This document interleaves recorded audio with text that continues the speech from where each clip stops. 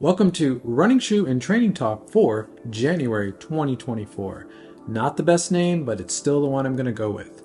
Now, this is a series I started back in December of 2023 where I can nerd out about running shoes in a format that is kind of off the cuff, in a way that I can't really talk about shoes in the review formats or the design videos or really anything else I do on this channel. It's also a place for me to give some channel updates and just kind of talk about what I'm doing on a sort of daily basis across the month. And January has been a good month. Frustrating at times, but I've just been really enjoying running, and there's a bunch to talk about.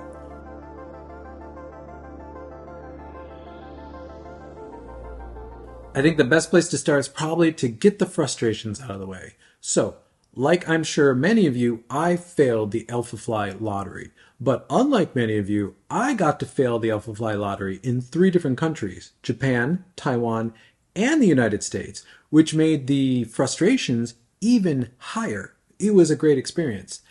In each of those countries, which is where I can buy locally in the Nike store, I had my size 9 US men's, in the cart. All I needed to do was press checkout because I had my payment information and everything ready to go. Just needed to hit checkout. By the time I hit checkout, the shoes were unavailable. I got that error. And this must have happened at least, 10 or 12 times across all 3 countries. By the time I got to the US, which was the last one that I did, I was just sort of over it. The Nike Proto pre-experience, the limited batch release that they do is just so frustrating, and honestly, it just feels so dated. Back in 2017, when the Vaporfly 4% was brand new, Nike didn't have the production and manufacturing facilities spun up to produce, the Vaporfly, at volume. A lottery system kind of made sense. Also, that was, at the beginning of the kind of rise of the hype beast sneakerhead thing. It kind of made sense. It's a very 2017. But now in 2024, it makes no sense. The sneakerhead thing's kind of, I'm not going to say it's dead, but it's not like it was a couple of years ago. And there's no reason for Nike to have to build, promotion and hype around something like the Alphafly 3, which already has a ton of hype around it. Plus, from a manufacturing and production standpoint, Nike already has all of that set up. All that infrastructure is in place. The Alphafly 3, frankly, there's nothing really new. There's new ideas, some new engineering, but from a material standpoint, there's nothing really new in that shoe. So to manufacture that at scale from the start isn't a huge thing. So the fact that they're still doing these limited proto releases is just super frustrating. The other thing that made it frustrating is that the proto colorway of the Alphafly 3 is beautiful. It's gorgeous. The proto colorways are generally really good looking, but on the Alphafly 3, it's especially good looking. And then the next colorway that we're going to see of the Alphafly 3 is the Volt colorway, which, my God, it's probably one of the worst looking colorways Nike has put out in some time. While I am happy to see Volt come back, because the Volt color is very iconic to Nike racing, and I'm happy to see it make a return. Probably the last time we saw it really was like 2015, 2016. So I'm happy it's back, but my God. The colorway has grown on me a little bit since I first saw it, but it's rough.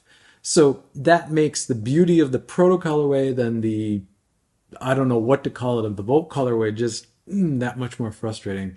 So if anyone from Nike or anyone who can, get me a size 9 US men's Proto Alphafly 3 for me to test and really get into on this channel, reach out. There's an email in the description. Otherwise, I will get that shoe whenever I can get that shoe. It's probably going to be the end of March, April, whenever that Volt colorway drops. I'll pick it up and I'll start in on this channel. But until then, those of you who did get the Alphafly 3, congrats. I hope it's great. The reviews have been, for the most part, pretty good. There's been a few people who haven't been super into it, but you can't expect everyone to love the shoe all together. And honestly, I'm not in a huge hurry to get it other than I want it covered on this channel because I'm Team Vaporfly very much. But at the same time, I'm not training for anything specific right now, so I don't necessarily need to be running the Alphafly. But I will cover the Alphafly 3 whenever I can get my hands on it, which is probably a few months out. Another super frustrating thing has been Adidas. So Adidas has been putting press releases out for shoes with release dates that don't actually exist. So the first one, Supernova Rise, a shoe that initially I wasn't super excited about, but the more I thought about it and I watched some of the reviews of, people that did get it, I got kind of interested in it. Now, that shoe technically came out on December 1st of last year, but it's literally nowhere to be found except for a couple resellers and in the UK, it seems. Everyone else it's been very spotty and, it's just sort of not around. Now, I know that they did say in the press release that by March there would be a wider release, but they implied that that would be the further models from the Rise and not the Rise itself. So that's been frustrating because it's nowhere to be found, though technically it is released. Secondly, the Takumi Sen 10, Jan 1 is when it came out, first of this year. But that shoe is literally nowhere. It's been sent to influencers and it's in a few I think it's in a few resellers, and it seems to be available again in the UK, but that's about it. Like, it literally is nowhere else. And that's super frustrating too, because the Supernova Rise and the Takumi Sen 10 were two shoes that I really was planning on covering a lot in January on this channel, but they're just not available. Fine. It's not like they're doing the sort of proto hype, build hype sort of thing for those shoes. It's probably a production thing. With the Supernova Rise, that's a new material, new manufacturing process. I get it. The Takumi Sen, there's nothing really new there. Again, you can't blame manufacturing or production on that one. It's just, I don't know why they put out these release dates in the press releases and they're not actually available. Just put out the release date when the shoe will be available. So super frustrating. I'm still going to cover the Takumi Sen 10. The Supernova Rise, I'm on the fence now because we have seen the Adizero SL2. And it looks like that shoe will come out probably sometime in February or March. I'm not sure. There's been no press release on it. And the images that are out there are leaked images. But that shoe looks awesome. It looks amazing. And I'm way more interested in the Adizero SL2 than I am the Supernova Rise. So if I see the Supernova Rise, even if the SL2 is out, I might pick it up. I don't know, but I'm definitely going to cover the Takumi Sen 10 and I'm definitely going to cover the Adizero SL2 because I'm excited about both of those shoes and hopefully they will appear soon.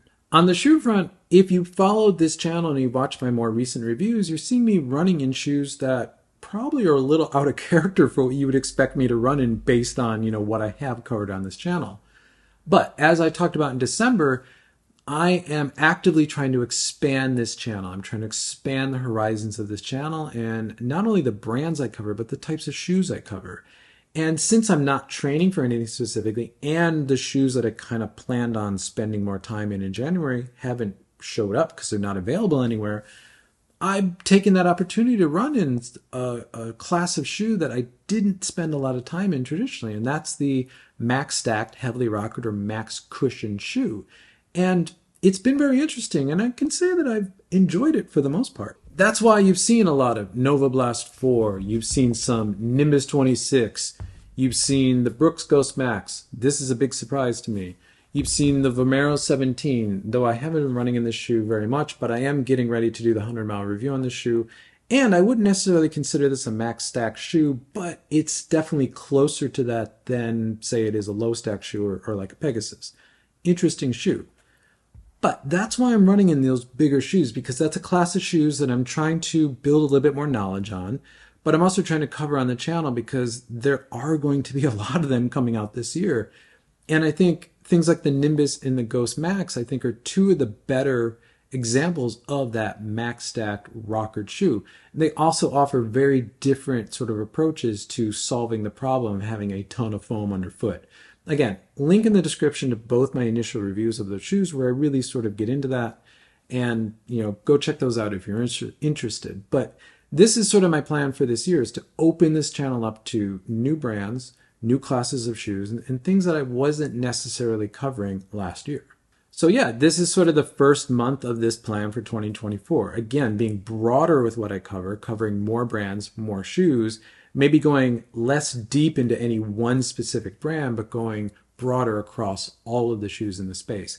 And really, I think I'm going to cover some shoes this year, at least what I plan to cover, that I think are going to surprise a lot of people. But I think they're going to tell a broader picture of what the state of the art in running shoes is in 2024, much more than I did in 2023. So looking ahead to February, there's only really, I think, one or two shoes coming out in February that I am even remotely interested in. One of them is a brand that's new to the channel, but it's also a brand that's new to me because I've never actually owned a shoe from this brand. And that's the Puma Velocity Nitro 3. I've never owned a Puma, not just a Puma running shoe, just a Puma shoe. There was a period when I lived in New York City in the late 90s, early 2000s when Pumas were kind of cool, but I was always more of an Adidas or Vans guy. So I never actually owned Pumas. But I'm excited to cover the Velocity Nitro 3. I'm also going to cover the Deviate Nitro 3 whenever that comes out. I haven't really seen a release date around that shoe. But that shoe will come out in, I believe, February 1. And Puma's pretty good here in Taiwan that they release the shoe on the date they say. So I should be able to find that shoe pretty quickly around that release date. So look for reviews on that shoe coming up on the channel. Now, another new shoe that will be coming to this channel in February is one that I think a lot of people thought was a bit of a gap in my coverage of 2023. It's a shoe I didn't talk about much on this channel. Came out last June. It's a shoe I did go try on, but I didn't pick it up because I didn't need it. I knew I wasn't going to be racing in that brand in the fall. I had a lot of other stuff to run in over the summer. I just wasn't going to use it. I did think I would come back to it, and it seems like now is the time to come back to it. Now, two things. The last time I ran in a plated shoe was actually the New York City Marathon on November 5th. I've actively been not running in anything with a plate. Mostly because I spent much of last fall running in plated shoes in a Vaporfly 3 for training. And I just wanted to give my feet and legs different stimulus. Just, mix it up a bit. Plus, I've been running in those max stack, heavily rockered, max cushion shoes. Most of those don't have plates. So because I've been running in those big, soft, rolly shoes, my feet recently have been telling me they want a couple things. They want a stiffer shoe with a firmer foam. And I think it's time to introduce a plate or some sort of stiffening agent back into the shoe. And when I was looking around what is available, what's going to be the right shoe for that, there was only one shoe for me to really pick up. Mostly because, again, it was a bit of a gap in my coverage of 2023, but it's also probably the best one for what I'm looking for. And that is the Adidas Boston 12. Finally picked up this shoe. I'll have my review of this shoe out in the next couple weeks, and I'm going to do a couple other videos around this shoe. Now, this shoe ticks a lot of the boxes that I was looking for. It's a stiffer shoe. Yes, this is a stiff shoe. It's not as stiff as an Adios Pro 3, but it is a stiff shoe, especially given what this shoe is designed for. And that's great. That's what I wanted. It's also got Lightstrike Pro. Now, I've come to really enjoy Lightstrike Pro, and I've spent a lot of time running in this, the Adios 8, but I wanted a little bit more Lightstrike Pro, and that's kind of what's in this shoe. Just a little bit more, but again, I'll talk about that in the review. And there is a plate or rods in this shoe. They're not carbon fiber, they're glass fiber or fiberglass. But again, this is a stiff shoe with a firmer foam that has higher resiliency, and it's been nice to run in this shoe. It's been nice to run in a shoe that feels fast on foot, though I don't actually know if this is much faster than a lot of stuff that I've been running in, over the past couple months. But I did a 10-mile or 16K run in it this morning, in the rain, in the cold rain actually. Felt great, enjoyed it. It's exactly what I'm looking for. So there'll be more content on the shoe coming on the channel in February. Now, lastly, those of you who watch my content have noticed that I've started to publish shorts on this channel. Now, back when I first started this channel, almost a year ago now, I was publishing shorts along with long form content. In fact, of my first 10 videos, I also published 4 additional shorts during that period. But I'm a long form video creator. shorts just were not really where I wanted to spend my time, but I do find them an interesting format. Now, the shorts that I'm publishing are fairly simple, fairly straightforward right now, and frankly, I produce them as more reels for Instagram than shorts for YouTube.